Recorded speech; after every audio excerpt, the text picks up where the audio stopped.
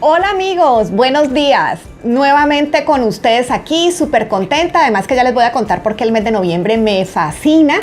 Y pues realmente les deseo un feliz mes a todos.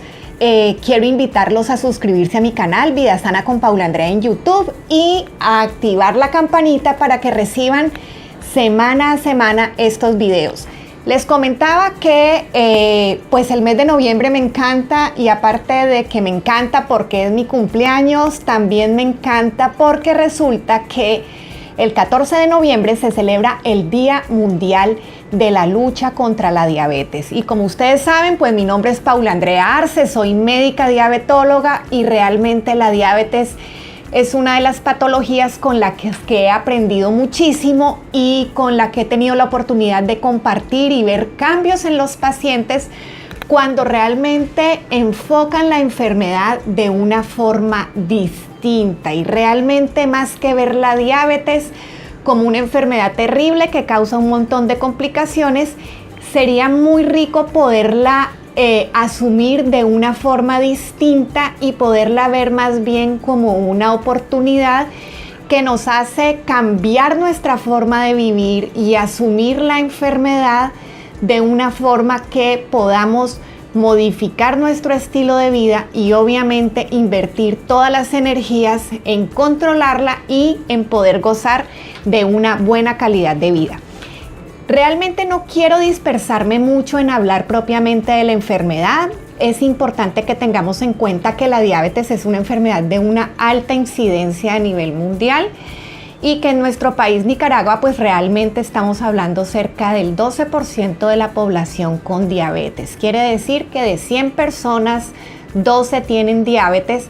Y pues a mí me llama la atención porque aquí es un país donde todo el mundo se conoce con todo el mundo y vemos como todas las familias van pasando de abuelos a hijos, a nietos, la tendencia de la diabetes, pero además que muchas veces no vemos que no solamente la parte genética define la aparición de esta enfermedad, sino que definitivamente está muy relacionada con el estilo de vida. Y si nosotros comenzamos a aprender un poco de los errores que cometemos a la hora de alimentarlos, pues definitivamente podemos prevenir la aparición de esta, pero además podemos controlarla. Este es uno de mis modelos favoritos y realmente es uno de mis modelos porque en ellos puedo explicarle a los pacientes y puede hacer uno más visual el hecho de todos los órganos que se pueden comprometer con la diabetes. Recordemos que la diabetes es una enfermedad metabólica y es una enfermedad metabólica que cursa con la elevación de los niveles de azúcar o de glucosa en sangre. Y esto ocurre porque nuestro páncreas, que es un órgano que tenemos ubicado en la parte posterior de nuestro abdomen y en la parte central, deja de producir una hormona que se llama insulina, produce menos cantidad y además en algunos casos y en algunos pacientes la poca cantidad de insulina que se genera no puede ejercer su acción.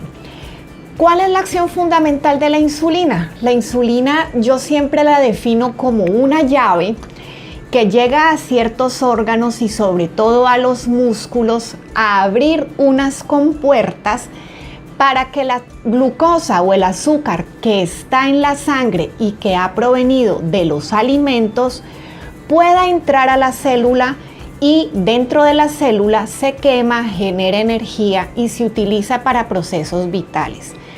Cuando nosotros no tenemos insulina, tenemos poca cantidad de insulina o esta insulina no trabaja, pues obviamente la glucosa no entra a las células, sino que se queda en la sangre y se va depositando en órganos donde normalmente no debe estar.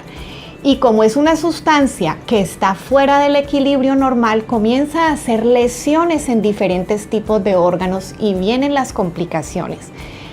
Hago énfasis en que realmente estas complicaciones ocurren cuando los niveles de glucosa y la diabetes no está controlada. Pero si nosotros logramos un adecuado control, y cuando hablamos de adecuado control estoy haciendo referencia a que los niveles de glucosa sean similares a los de una persona que no tiene diabetes, pues obviamente nosotros vamos a asegurar que nuestro cerebro no se va a comprometer en su circulación, vamos a asegurar que nuestro riñón tampoco se nos va a alterar, vamos a asegurar que nuestra retina no va a tener problemas a nivel de los vasitos microscópicos, entonces no vamos a tener dificultades con retinopatía, con hemorragias, con ceguera causada por la diabetes. Nuestro corazón tampoco va a tener ninguna alteración, nuestro sistema circulatorio, por aquí tenemos una neurona en donde nos está representando que el exceso de azúcar también se deposita en las neuronas, altera una capa importante que es la mielina y los nervios comienzan a funcionar mal y aparece la famosa neuropatía, que es la que eventualmente, junto con los problemas de circulación, hacen que nuestro pie pueda enfermar, pueda ulcerarse, pueda avanzar a un proceso infeccioso y terminemos en una amputación.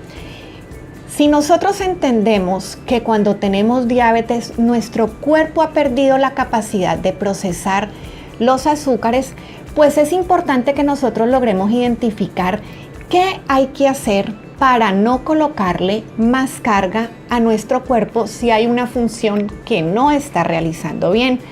Yo a veces les digo a los pacientes, mire, cuando a usted de pronto le dicen que usted es alérgico al pescado o que usted es alérgico al camarón, usted llega a una fiesta y resulta que le van a dar pescado o camarón y usted le dice a la persona que le está ofreciendo la comida, habrá posibilidades de que me hagan otra cosa o voy a ir a comer y vuelvo porque esto me hace daño. Realmente nosotros nos damos cuenta que si comemos algo que nos genera una reacción alérgica, puede ir desde algo tan pequeño como una picazón, malestar digestivo o un proceso alérgico de aquellos donde te enronchas, te hinchas, hay dificultad para respirar y demás. Entonces nosotros evitamos aquella sustancia que nuestro cuerpo no procesa.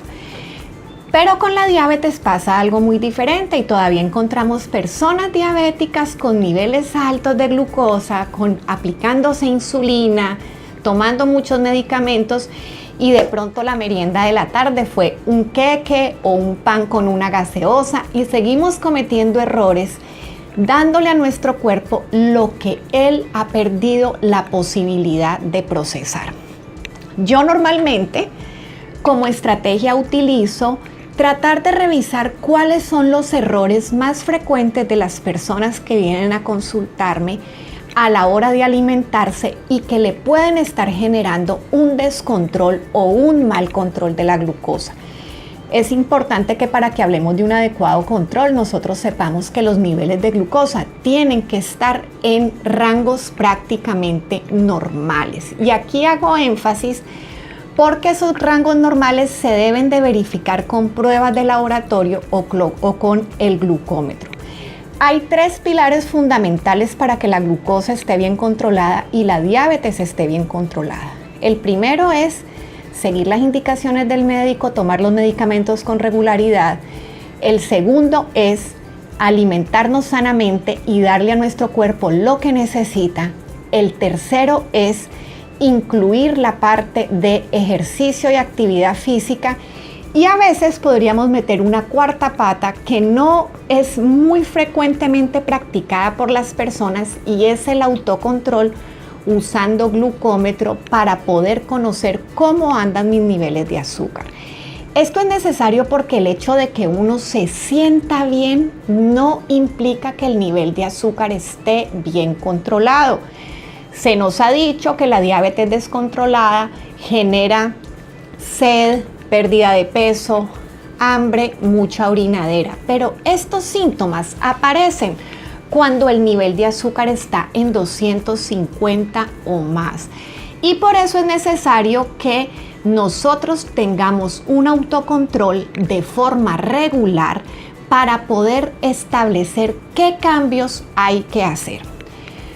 Cuando hablamos de los errores más frecuentes que se cometen a la hora de alimentarse, yo los he agrupado en básicamente 4 o 5. Lo primero es el consumo de azúcar añadida. Es necesario que ustedes se den cuenta que una persona con diabetes no debe consumir alimentos que tengan azúcar añadida. Si ustedes vieron el video de la semana pasada o han chequeado otros videos, vale la pena de que comencemos a manejar este concepto. Realmente el azúcar añadida viene en los alimentos que les colocamos azúcar o que ya cuando los compramos dentro de los ingredientes dicen que tiene azúcar.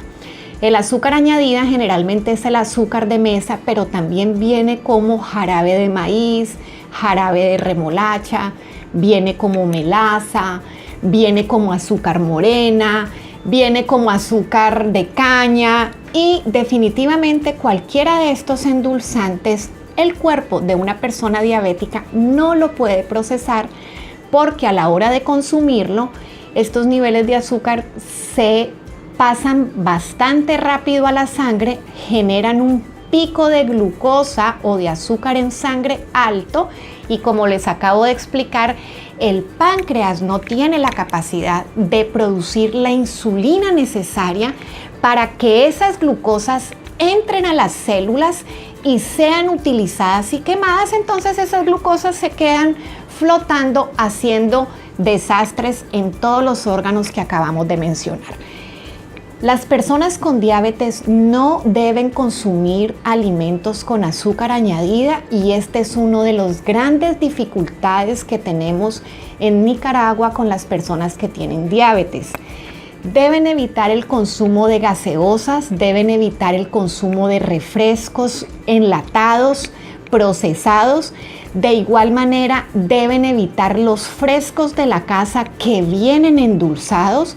También todas aquellas bebidas cereales como cebada, como avena, como policereales que ya compramos, pero que muchas veces ya tienen el azúcar añadida dentro del polvo y dentro del cereal que compramos. Entonces, todo lo que nosotros vayamos a comprar cuando tenemos diabetes hay que chequear en los ingredientes y si esos ingredientes dicen que tienen azúcar o sacarosa, una persona con diabetes no debe consumirlo.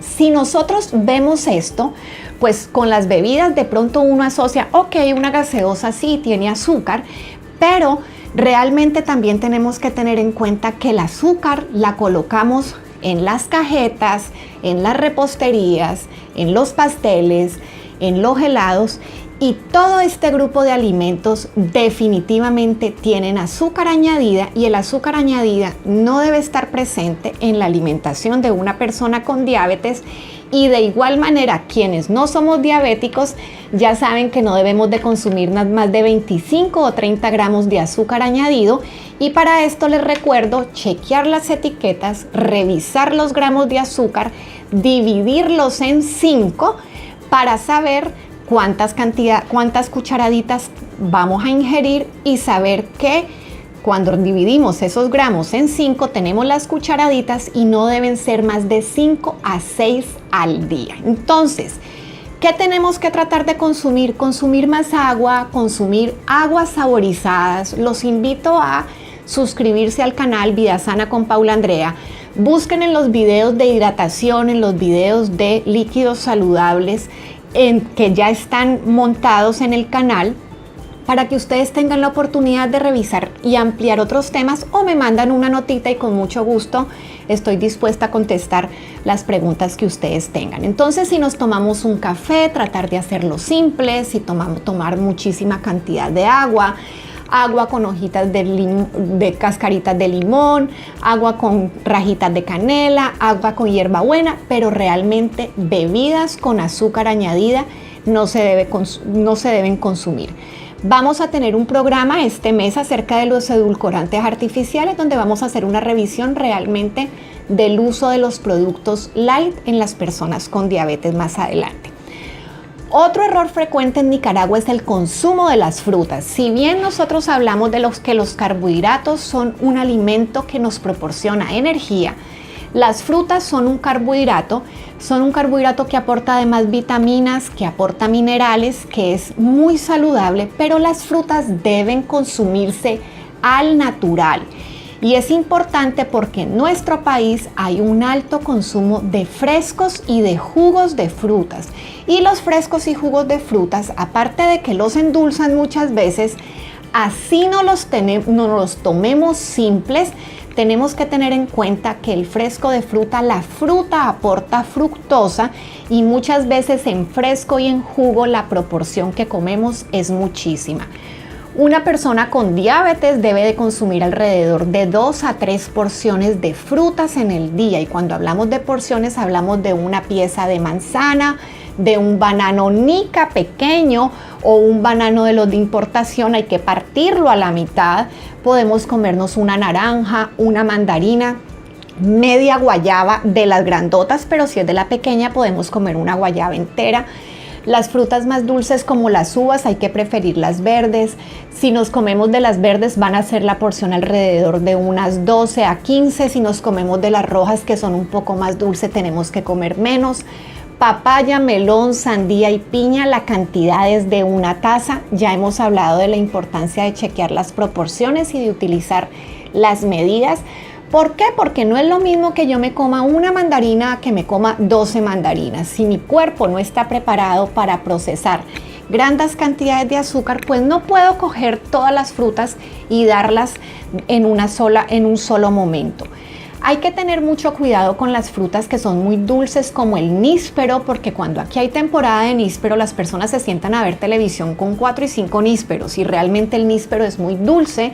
Debemos de comernos uno mediano o 2 pequeños por porción, y si de pronto la hija nos trajo 6, pues entonces lo vamos a dividir en 3 días, pero no nos los podemos comer en un solo momento.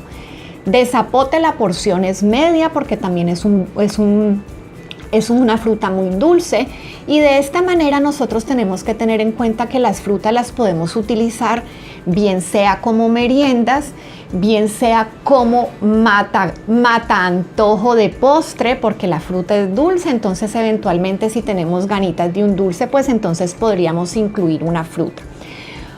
Otro error frecuente es la cantidad y la proporción de carbohidratos que comemos. Vuelvo yo a mi plato, que mi plato me encanta, en donde es un plato muy útil. Recordemos que es necesario, y aquí con este plato voy a explicar 2 de los errores más frecuentes ya para terminar. Debemos de consumir siempre en cada tiempo de comida proteína, y como proteína tenemos huevo, pollo, carne, pescado, queso. Las proteínas no elevan los niveles de azúcar en sangre, y por eso es importante que incluyamos en cada tiempo de comida proteína. Después viene el cuadrante de los carbohidratos. El cuadrante de los carbohidratos yo siempre recomiendo alrededor de 1 a 2 porciones. Generalmente 2 porciones o 3 para los hombres, que son de una contextura más grande, para la gente que tiene mucho apetito, pero que eventualmente nos vamos a ir reeducando a comer menos. Y esperen el programa de la próxima semana, donde vamos a hablar del tamaño de estas porciones y el tipo de estos carbohidratos. Para las mujeres yo te recomiendo una porción de carbohidrato, y resulta que muchas veces en Nicaragua comemos 5 y 6 porciones en cada tiempo de comida, porque comemos mucho arroz, mucho frijol, le metemos plátano, le metemos tortilla, a veces hay tajadas, y resulta que todo el plato se nos llenó de carbohidrato, y le estamos introduciendo a nuestro cuerpo una gran cantidad de glucosa que cuando llega a la sangre el cuerpo no tiene cómo manejarla, porque nos hace falta insulina para procesar esos azúcares y para que el cuerpo pueda quemar ese carbohidrato. Entonces volvemos a la acumulación de glucosas en órganos que no corresponden. Y el cuarto error más frecuente es que al comer mucho carbohidrato y no tener un balance en el plato, omitimos la cantidad de fibra. Y cuando hablamos de fibra, hablo de vegetales, hablo de ensaladas, hablo de chayote, ayote, zanahoria, chilote, lechuga, pipián, zucchini, ayote de mantequilla, y todos estos alimentos, brócoli, coliflor, se me olvidaba, y todos estos alimentos que nos aportan fibra, y que es importante incluirlos en la comida porque de cierta manera bloquean la absorción rápida y permiten un mayor control del nivel de azúcar aportado por los carbohidratos.